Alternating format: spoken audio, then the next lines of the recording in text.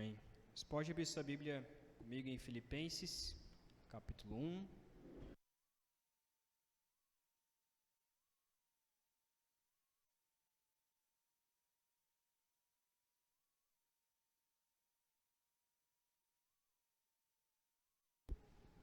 Filipenses, capítulo 1.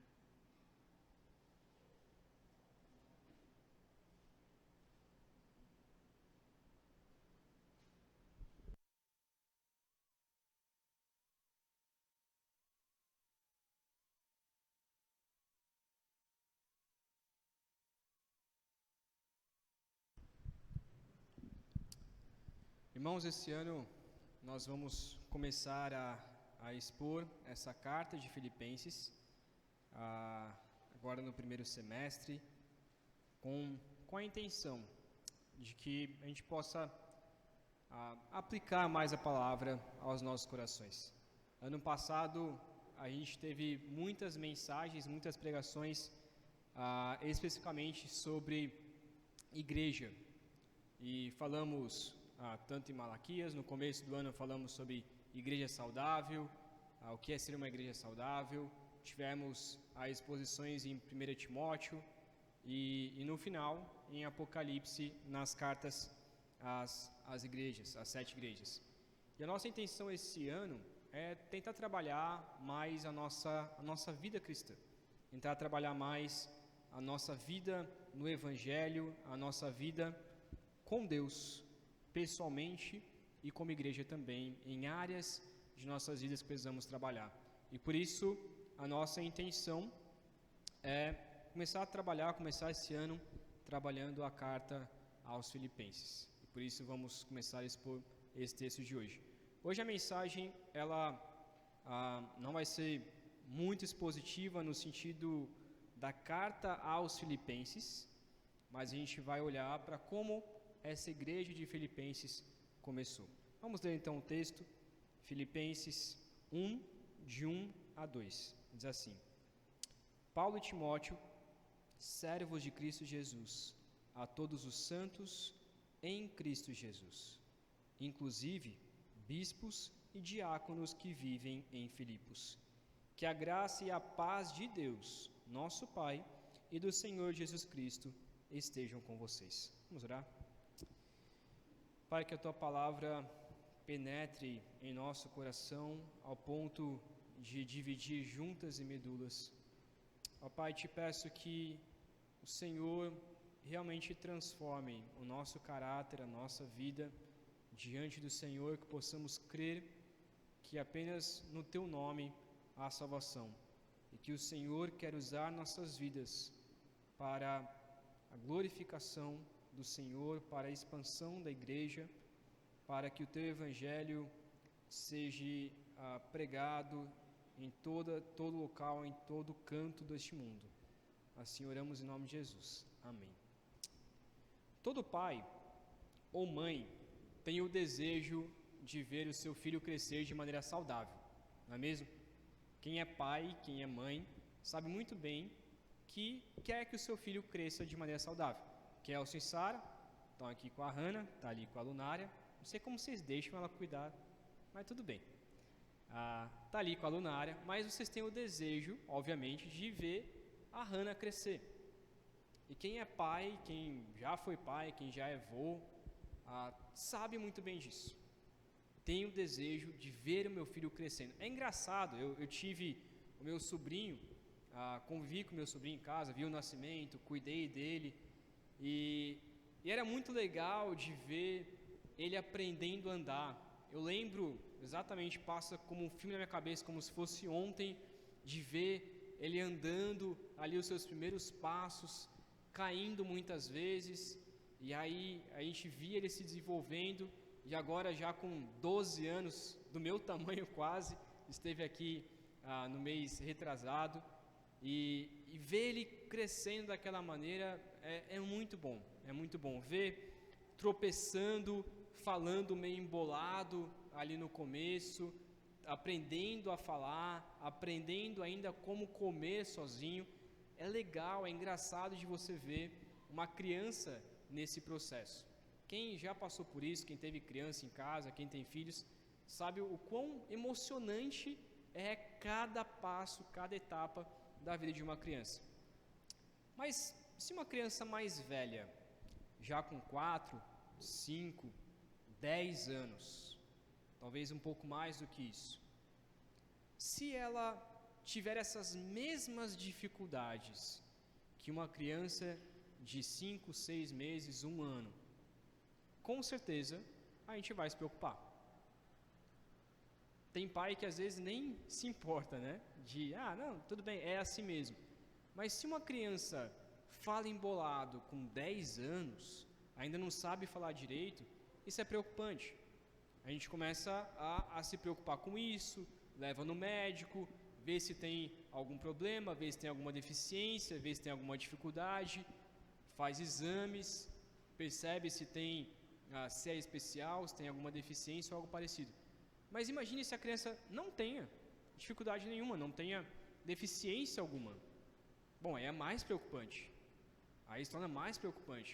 O que tem impedido o desenvolvimento daquela criança? O que tem impedido o desenvolvimento natural? Porque isso é natural. É natural do ser humano se desenvolver. O que tem impedido isso? A carta de Paulo, ela é escrita esperando esse mesmo desenvolvimento natural da igreja. Paulo, ele plantou essa igreja. Foi a primeira igreja que ele plantou e quase uma das únicas igrejas que ele plantou. Ele viu a igreja crescendo, ele viu o início da igreja e anos depois, talvez 10 anos depois dele ter plantado essa igreja, o que ele espera? Que a igreja esteja desenvolvida ou se desenvolvendo. E a intenção de Paulo ao escrever essa carta é começar a tirar as dificuldades dessa igreja se desenvolver, desses irmãos se desenvolverem. É muito legal de você ver a carta que tem partes, como a gente vai ver, que é até exortando duas pessoas específicas, Evode e Sintique, exortando elas, exorte elas para viverem na fé, porque elas não estão se desenvolvendo. Há algo que tem impedido elas de crescerem e de serem alegres na fé. Então, o que nós vamos ver nessa carta, e o desejo nosso de expor essa carta, é que a nossa igreja, ela possa também se desenvolver naturalmente, da mesma forma como as igrejas devam se desenvolver. E não só a igreja como um todo se desenvolver, mas que você, como cristão, possa também olhar para o texto e perceber aqueles detalhes que têm te impedido de buscar a Deus mais fielmente. Aqueles pecados, aqueles seus pensamentos, principalmente os seus pensamentos, aquilo que tem te impedido de desenvolver, de crescer. Talvez você tenha 10, 15, 20 anos de igreja, mas parece que você é um novo na fé. Já deveria ter se desenvolvido muito mais. E a gente olha muitas vezes para algumas pessoas e fala: nossa, parece que tem algum problema porque não se desenvolve. É óbvio que ninguém é deficiente espiritualmente. Obviamente que não. Devemos desenvolver, isso é natural. Então, o que tem nos impedido de desenvolver dessa maneira, de crescermos no Evangelho, de crescermos na fé, de nos sentirmos alegres quando passamos por tribulações? O que tem nos impedido? E a intenção da exposição dessa carta é justamente trabalharmos nesse aspecto. Eu quero dividir meu tempo aqui de duas maneiras. Primeiro, a história da carta aos Filipenses. Pode colocar lá, Joab? Primeiro, a história da carta aos Filipenses. Aí eu quero passar rápido por aqui, mas alguns detalhes importantes nesse versículo 1 e versículo 2 que nos chamam a atenção de como Paulo começa a carta. Você reparou como ele se apresenta? Ele se apresenta assim: Paulo e Timóteo, servos de Cristo Jesus. Espera aí, tem alguma coisa diferente. Volta para Éfeso, para a carta de Efésios. Efésios 1. O que diz aí? Efésios 1. Paulo, todos acharam? Paulo, qual é a palavra que apresenta aí? Apóstolo. Espera aí. Por que em Efésios ele se apresenta como apóstolo e aqui em Filipenses ele se apresenta junto com Timóteo como servos? Não parece ser algo diferente. Em Efésios, na carta aos Efésios, o que Paulo queria trazer para si mesmo? Eu sou a autoridade sobre vocês. Eu sou apóstolo. Por quê? Porque a carta aos Efésios, também juntamente com 1 Coríntios e outras cartas, Paulo queria trazer no sentido de autoridade. Eu sou a autoridade sobre vocês, por isso eu posso exortar vocês desta maneira. Mas aqui, ele traz como servo. Eu e Timóteo somos servos de vocês. Somos servos de Cristo Jesus. Ele se humilha e não se exalta, entre aspas, não coloca sua autoridade, mas se humilha. Isso é interessante, quando nós fomos para Filipenses 2, de vermos a humilhação de Cristo Jesus. E Paulo se apresentando, também se humilhando diante dos Filipos. O texto continua e ele chama os filipenses de santos. A gente viu semana passada em Colossenses 1, que junto com Davi aqui, pastor Davi, que era uma mania de Paulo, digamos assim, de chamar pessoas de santos. Peraí, como Davi falou na semana passada, né? Olha para a pessoa do seu lado e vê se ela é santa. E diga se ela, você é santo. É difícil a gente falar isso, mas de fato é o que Paulo apresenta e o que ele chama essas pessoas e nos chama dessa maneira. Nós somos santos, nós somos justificados em Cristo Jesus. O texto então inclui bispos e diáconos, ou seja, a liderança da igreja. Isso significa que a igreja ela já estava formada, a igreja tinha diáconos, a igreja tinha bispos, presbíteros, pastores, já tinham pessoas na liderança espiritual e já tinham pessoas na liderança física da igreja, que são os diáconos.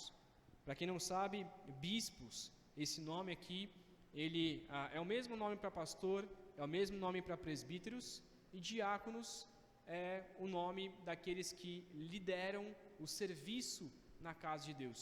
E Paulo inclui essas pessoas. Olha, a carta também é direcionada a vocês, líderes. Por quê? Porque há momentos na carta que eu vou fazer algumas exortações que vocês precisam dar procedimento nessas exortações.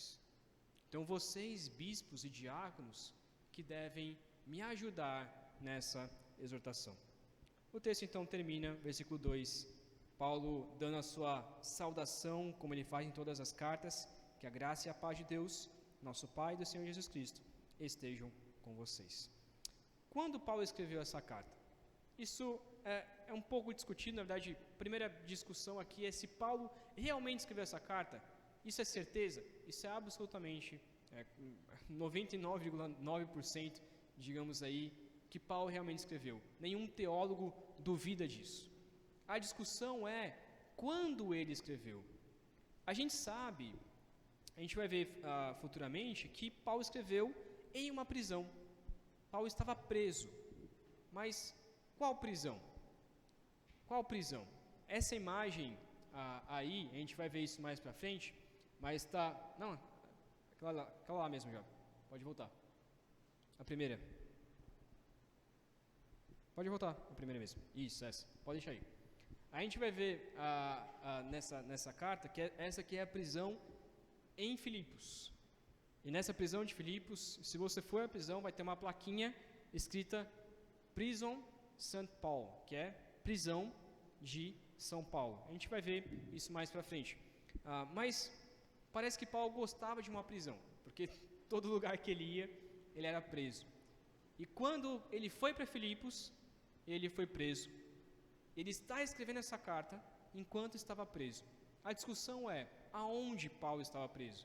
A maioria dos teólogos dizem que Paulo estava preso em Roma, na sua última prisão, em 60 a 62 depois de Cristo.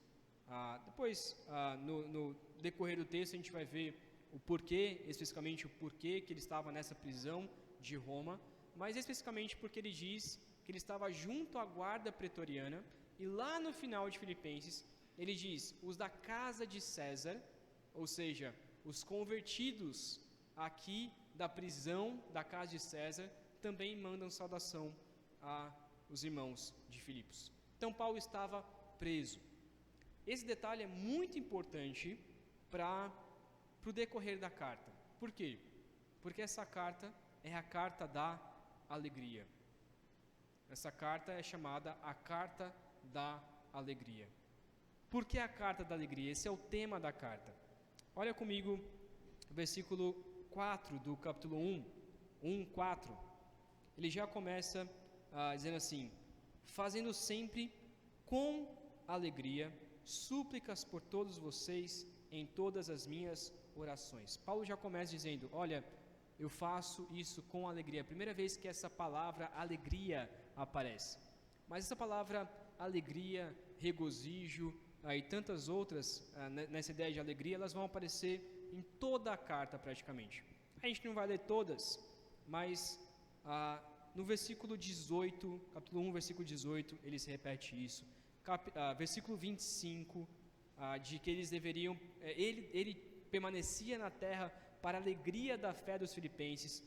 Capítulo 2, versículo 2, capítulo 2, versículo 17 e 18, capítulo 2, versículo 28, que ele estava enviando Epafrodito para que os filipenses se alegrassem com isso. Capítulo 2, versículo 29, capítulo 3, versículo 1, capítulo 4, versículo 1, capítulo 4, versículo 4 e capítulo 4, versículo 10, trazem essa ideia de alegria. Vocês devem se alegrar na fé. Paulo queria então encorajar esses irmãos a viverem no Evangelho, e esse Evangelho traria paz àquela igreja, traria alegria àquela igreja. O Evangelho traria alegria àquela igreja. Então, qual a mensagem da carta? A mensagem da carta é que o Evangelho entre os filipenses é a garantia de que eles continuarão crescendo na vida alegre com o Cristo Jesus. O Evangelho entre os filipenses, a gente vai ver muito que a palavra Evangelho se repete também inúmeras vezes, assim como a palavra alegria. O Evangelho entre os filipenses é a garantia de que eles vão continuar crescendo. Mas crescendo como? Crescendo na vida alegre com Cristo Jesus. Eles vão crescer na vida, na fé, e uma vida com Cristo que traz alegria. Um detalhe importante, então, como eu disse, é que Paulo estava preso. E parece muito estranho para nós. Imagina você receber uma carta de alguém que está preso pelo Evangelho. O que você espera? Que a pessoa mande a carta: olha, eu estou preso, está sendo muito difícil aqui, as algemas estão pegando meu calcanhar, estão fazendo feridas, está muito difícil, estou passando fome, estou passando sede, está extremamente difícil. Mas não, Paulo em nenhum momento reclama de sua prisão. A gente vai ver isso daqui a algumas semanas, que pelo contrário, Paulo está alegre por estar preso, porque a guarda pretoriana, porque a casa de César, porque os guardas estavam conhecendo do Evangelho, e Paulo está alegre por causa disso. É esse detalhe, é essa informação que deve permear todo o nosso estudo. Imaginarmos que Paulo está preso neste momento e encorajando outros irmãos a dizer: olha, fiquem alegres, vivam na fé, cresçam na fé. Eu quero então para a segunda parte do nosso sermão, que é de olharmos para a história da igreja de Filipos, como essa igreja foi plantada. É muito interessante, porque nós temos essa história lá em Atos 16. Você pode abrir comigo em Atos 16. Nós vamos focar pouco mais do nosso sermão aqui agora, daqui para o final, aqui em Atos 16.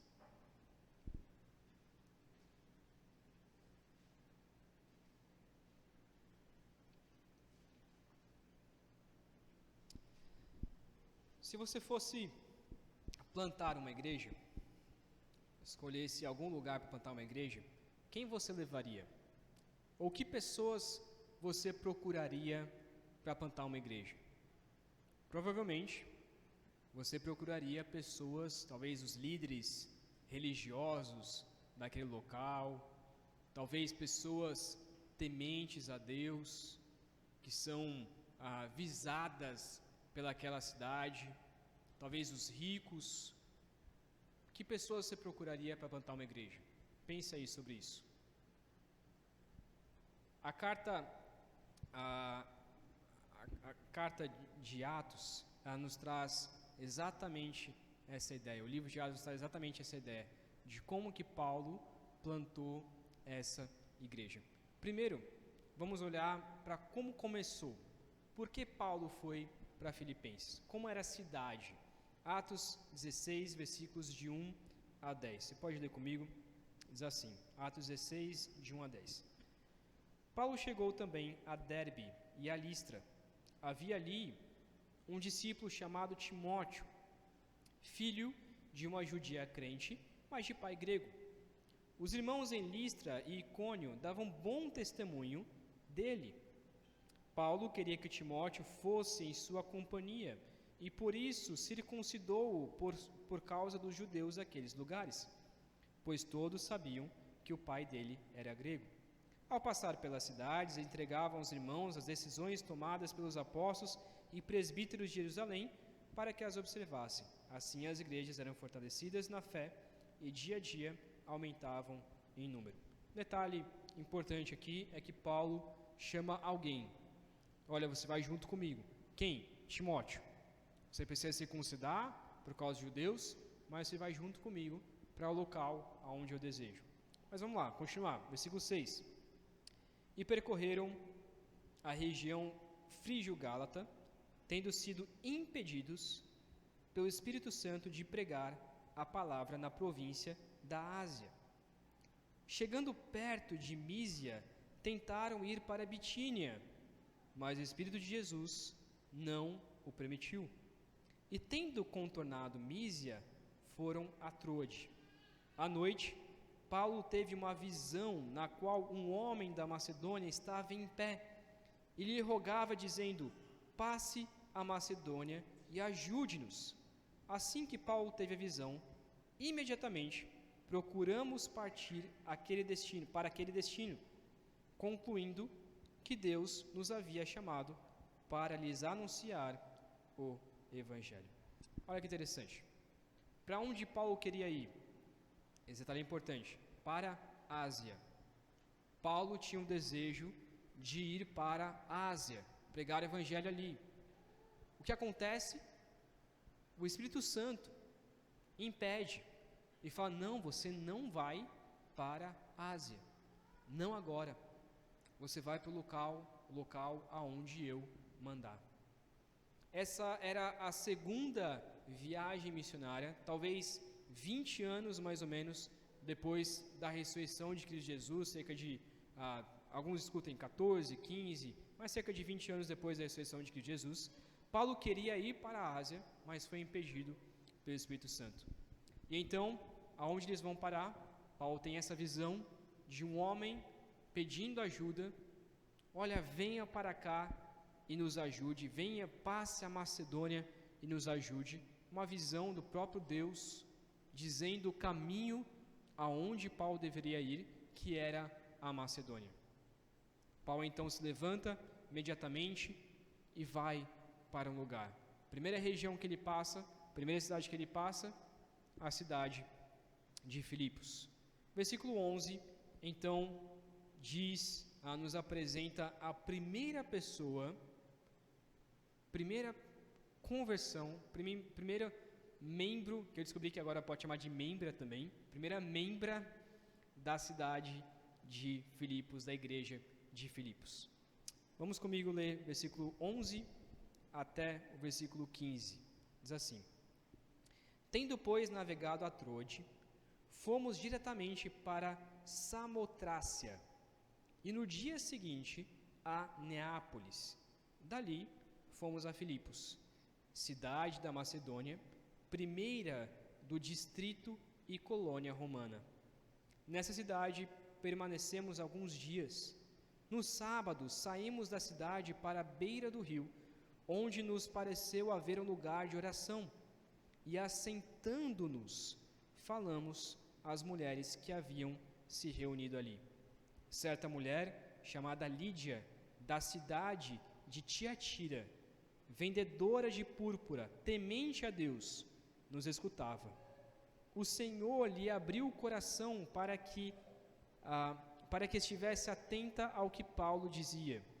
Depois de ser batizada, ela e toda a sua casa nos fez este pedido: se julgam que sou fiel ao Senhor, venham ficar na minha casa.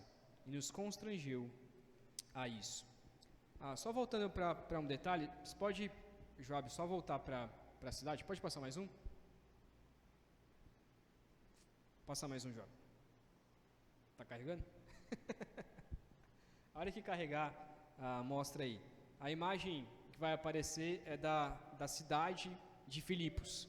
A cidade de Filipos, ela sofreu um terremoto, como a maioria das cidades daquela região. Ela foi totalmente destruída, ainda é preservada. Pode voltar. Foi? Ela foi totalmente destruída, aí são as ruínas.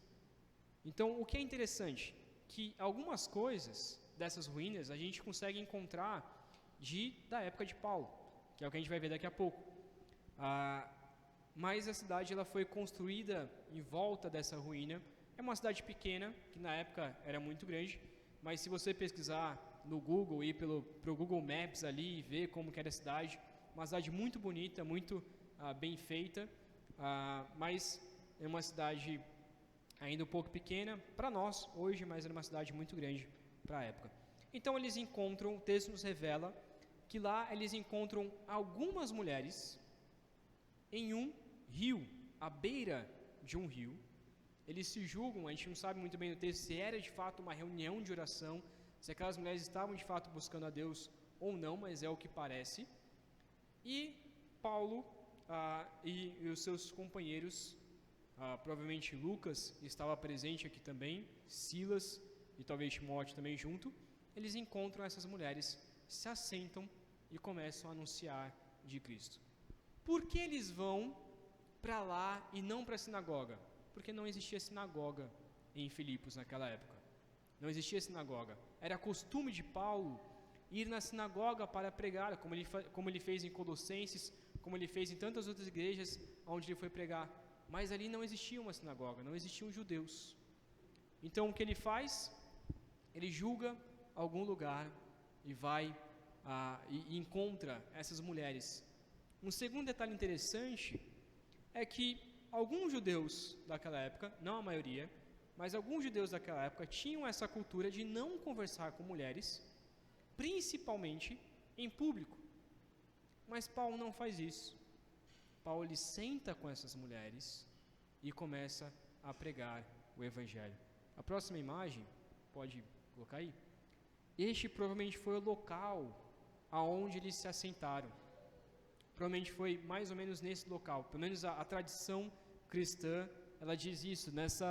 No meio desse coretinho ali, daquele lugarzinho, tem ali escrito aonde Lídia foi batizada e aonde Paulo pregou o Evangelho. E lá, eles então encontram quem? Lídia. Era uma mulher de Tiatira, uma cidade que ficava numa região chamada Lídia. Então, alguns até dizem que esse nome, na verdade, era o nome da sua região, e não propriamente o nome dela, um apelido dela, alguma coisa assim. E aonde fica Lídia? Lídia fica na Ásia Menor. Fica hoje na atual Turquia.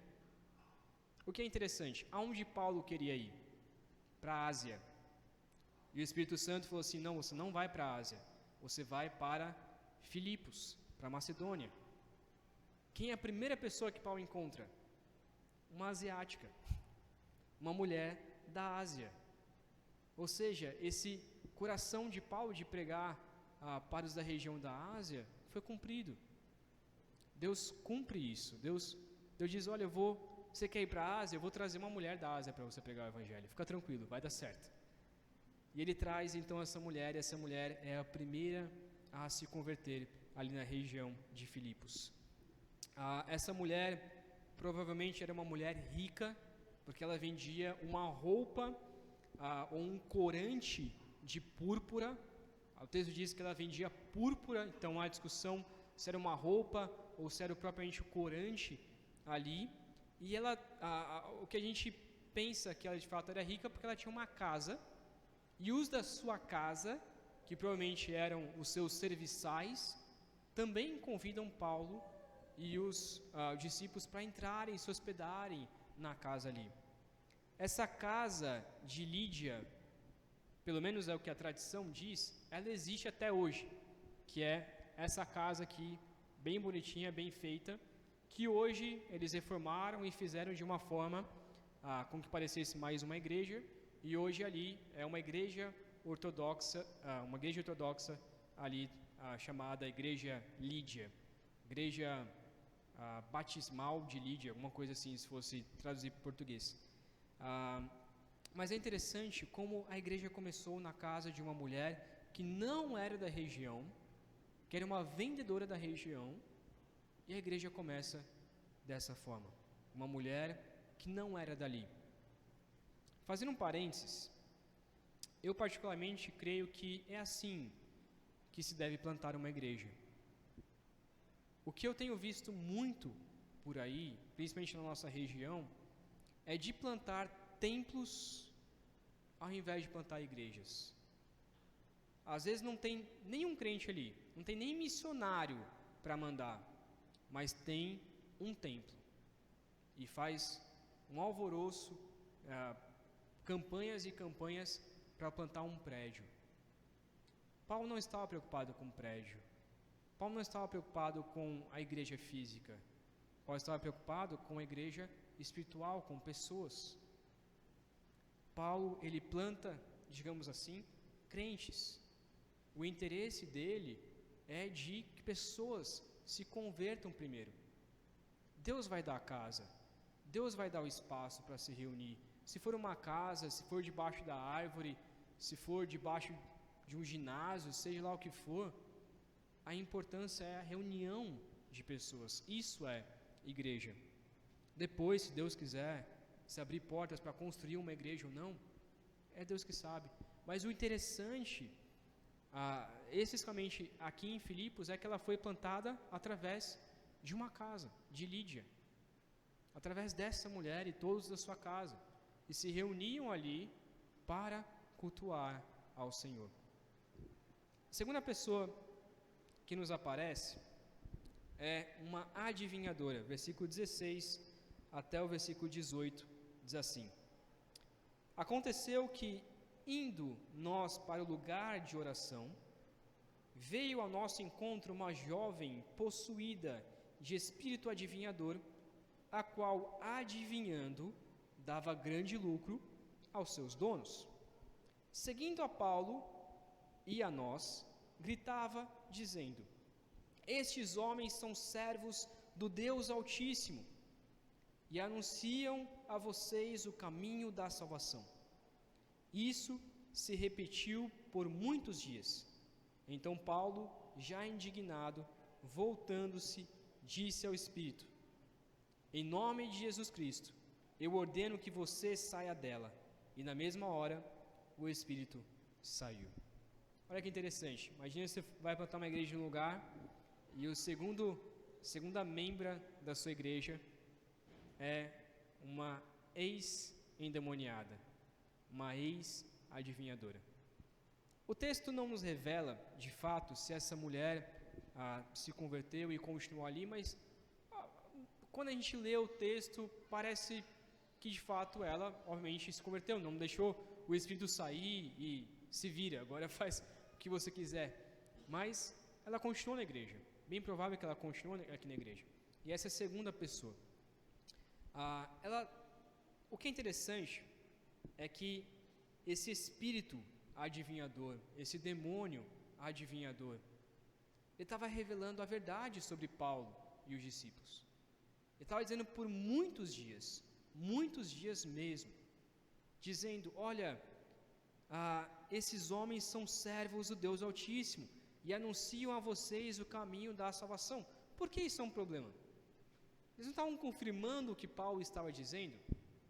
Provavelmente é por isso que Paulo não se importou por um tempo, por alguns dias. Bom, ela está dizendo a verdade. Ela não é uma adivinhadora, está dizendo a verdade. Mas a gente vê na história, principalmente com a vida de Jesus, que Jesus expulsava demônios que falavam a verdade. Ele é o Filho de Deus. Alguns demônios diziam para o próprio Jesus, e Jesus expulsa aquele demônio. Por quê?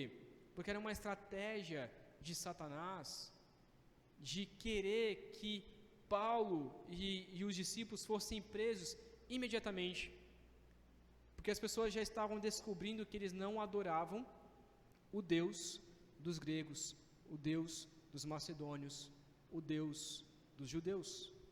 Eles adoravam o Deus dos cristãos.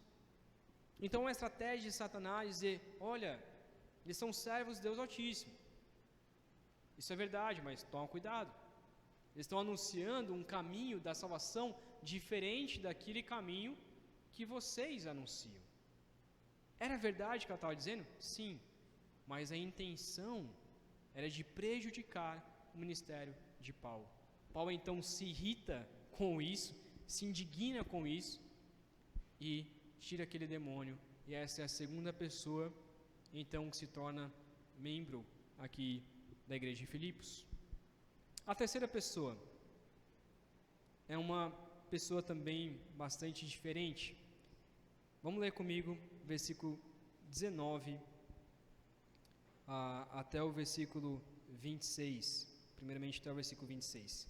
Diz assim: quando os donos da jovem viram que se havia desfeito a esperança de lucro, agarraram Paulo e Silas e os arrastaram para a praça, à presença das autoridades, e levando-os aos magistrados, disseram: estes homens, sendo judeus, perturbam a nossa cidade, propagando costumes que não podemos aceitar nem praticar, porque somos romanos.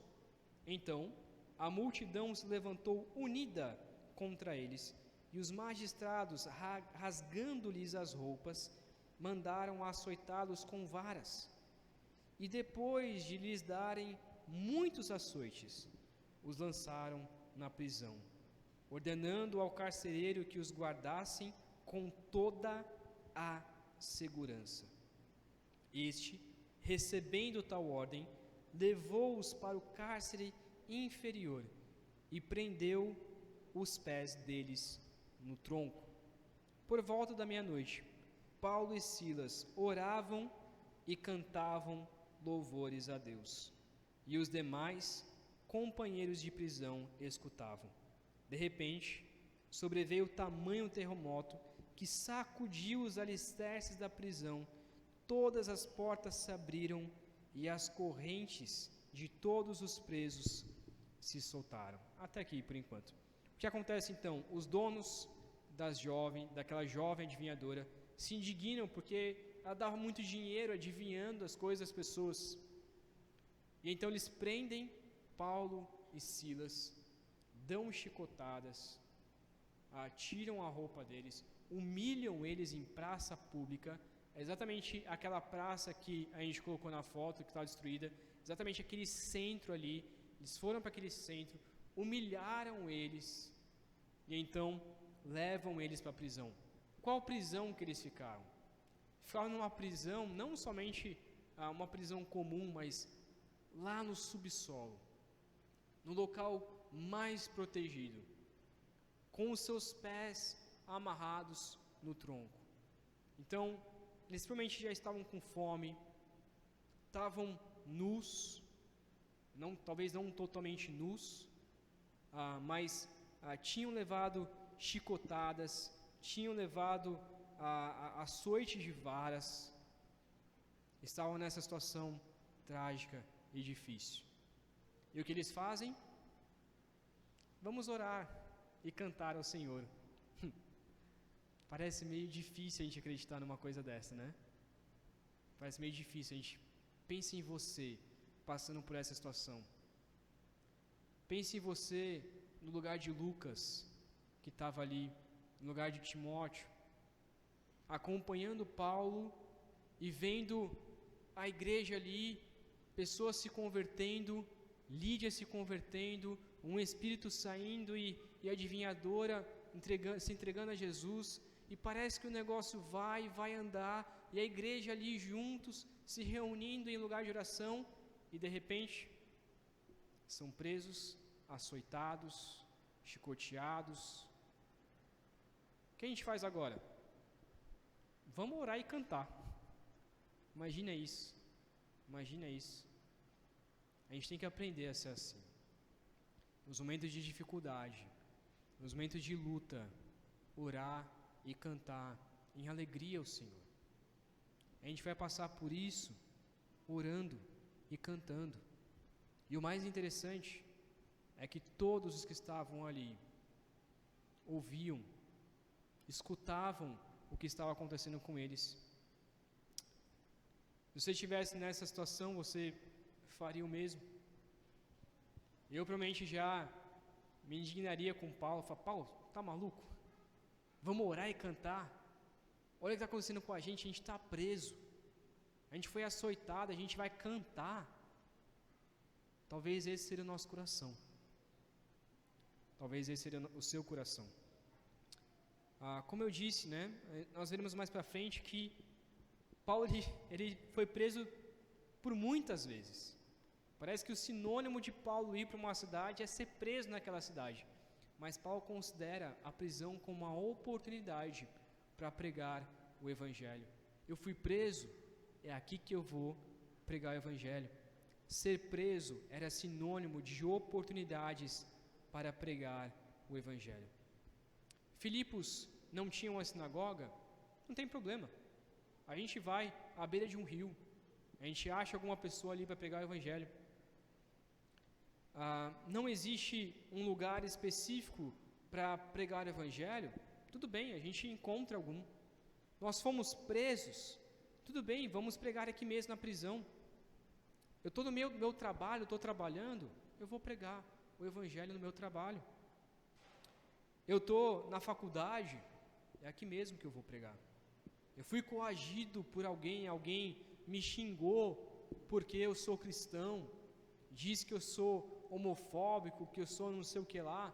Ok, uma nova oportunidade para eu pregar o Evangelho, para eu mostrar sobre a graça de Cristo Jesus. Há um grande terremoto então nesse local, e as portas se abrem, e as correntes de todos os presos se soltam. Nenhum terremoto é possível fazer com que as correntes dos presos se soltem. Isso é, obviamente, um agir de Deus. Deus deu aquele terremoto para que as correntes se soltassem. Mas o que é interessante, o texto então continua, versículo 27.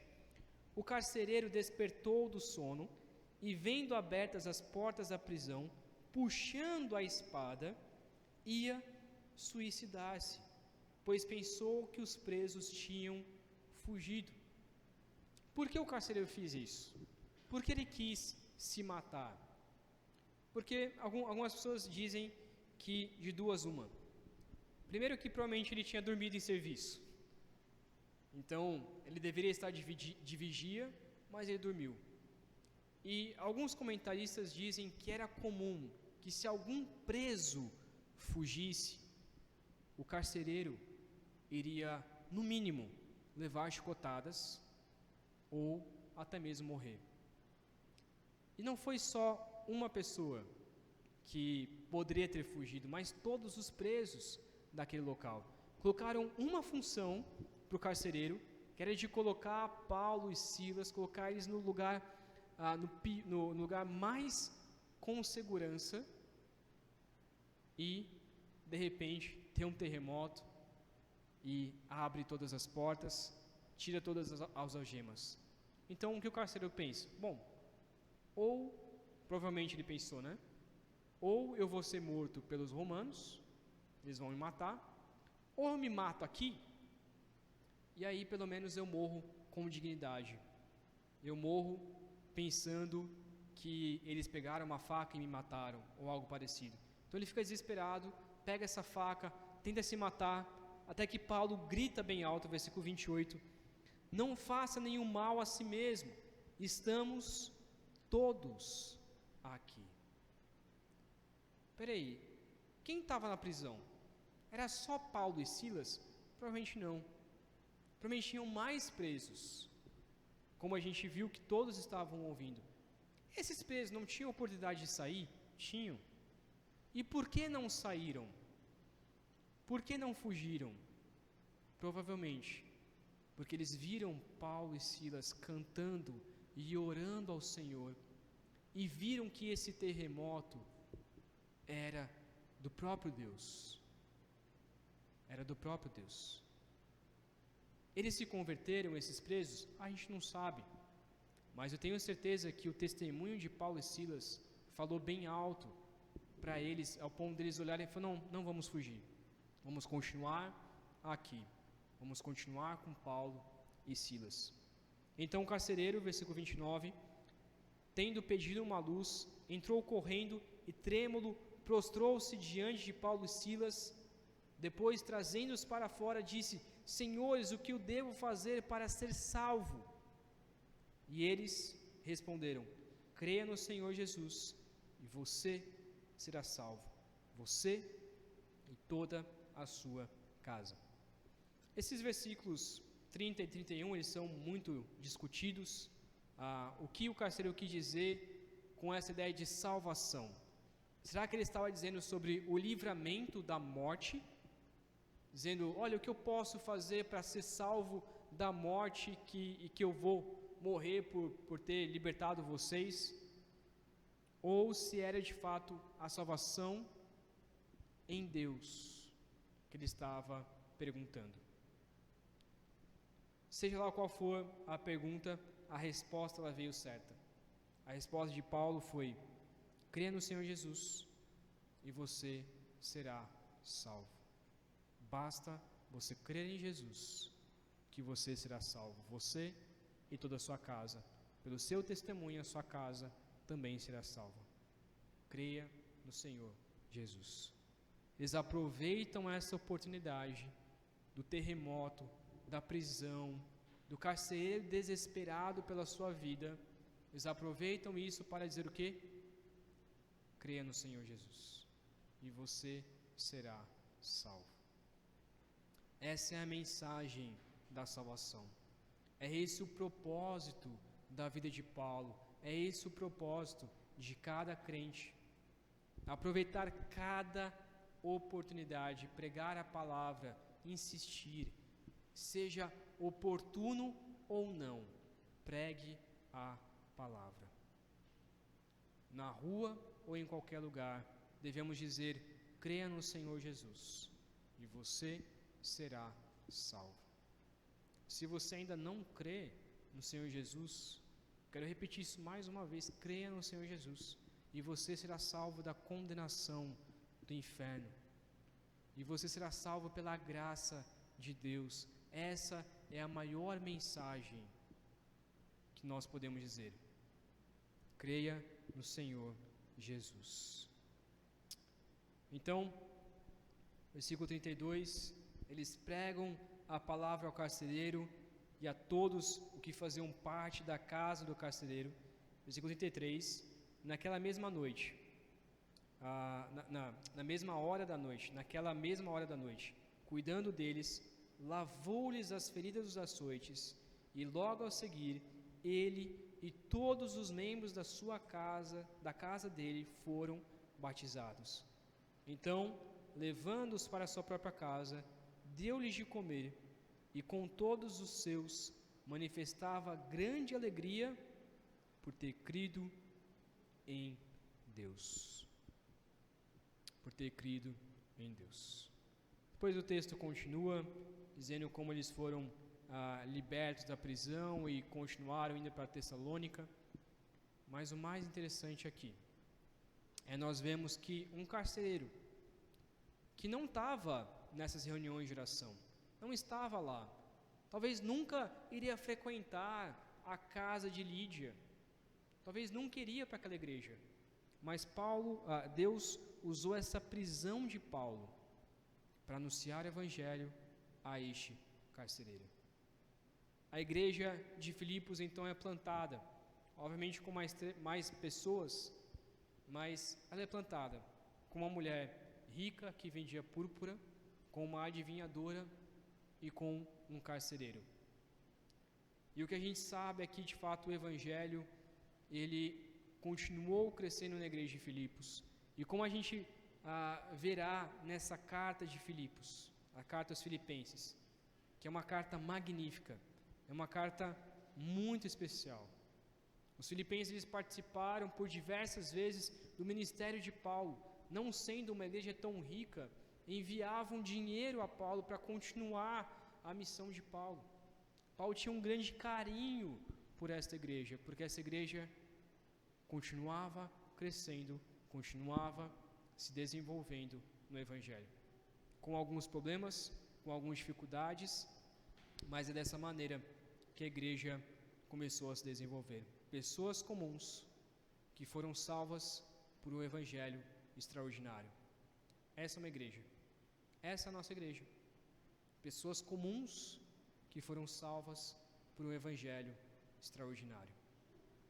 Devemos nos colocar à disposição de Deus para o crescimento do evangelho. Mesmo que a gente queira ir para algum outro lugar pregar o evangelho, Deus pode nos impedir e dizer, não, você vai pregar o evangelho para aquela pessoa. Mas Deus não gosta daquela pessoa. Mas Deus, eu nem vou com a cara dela. Pregue o evangelho àquela pessoa.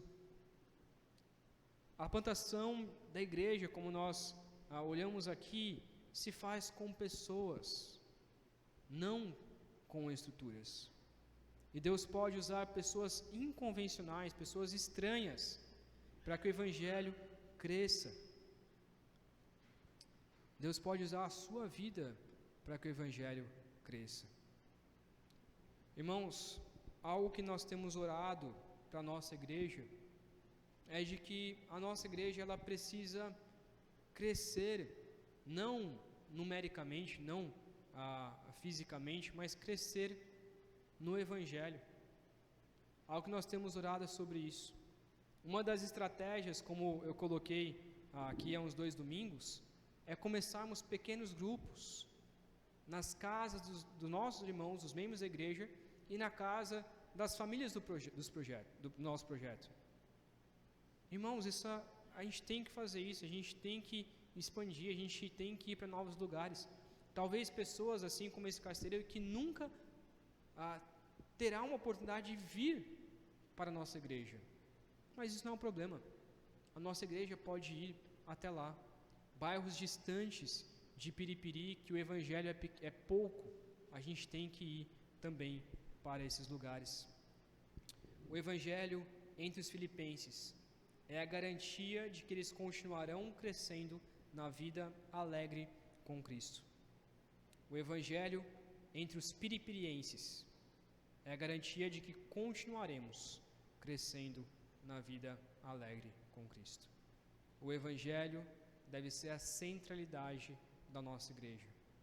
Devemos não só reter tudo aquilo que nós aprendemos no dia de hoje, mas também anunciar a outras pessoas que nós conhecemos na rua ou em qualquer lugar. Que o Santo Espírito possa realmente te guiar a anunciar o evangelho. Tomar coragem de falar de Cristo Jesus a alguma pessoa. Que você possa sair hoje disposto, querendo realmente pregar o evangelho a alguma pessoa, para que o evangelho cresça em nossa cidade, para que pessoas se convertam, para que pessoas entreguem as suas vidas a Cristo Jesus, e nós possamos ver o crescimento delas e fazer parte do crescimento delas. fazer discípulos de todas as nações. Vamos orar. Ó Pai, obrigado pelo Teu amor, pela Tua graça sobre essa igreja, sobre nossas vidas, sobre cada irmão. Obrigado por todos que estão aqui, que o Senhor nos ajude, ó Pai, a continuarmos anunciando sobre o Seu amor, seja no projeto, seja em povoados, seja na rua ou em qualquer lugar, que nós possamos ter a ousadia de anunciar de Cristo. Ó Pai, nos dê estratégias para plantar igrejas, para plantar pequenos grupos, para que irmãos possam conhecer de Cristo Jesus. Seja por meio de prisões, seja por meio de perseguição, ou seja lá como for, que o Senhor nos dê coragem de anunciar de Cristo, a começar em mim, Senhor. Ó Pai, obrigado porque podemos entender essa noite que o Evangelho é essencial para que uma igreja cresça, se desenvolva, assim como uma criança se desenvolve e cresce. O Evangelho é essencial para o nosso crescimento.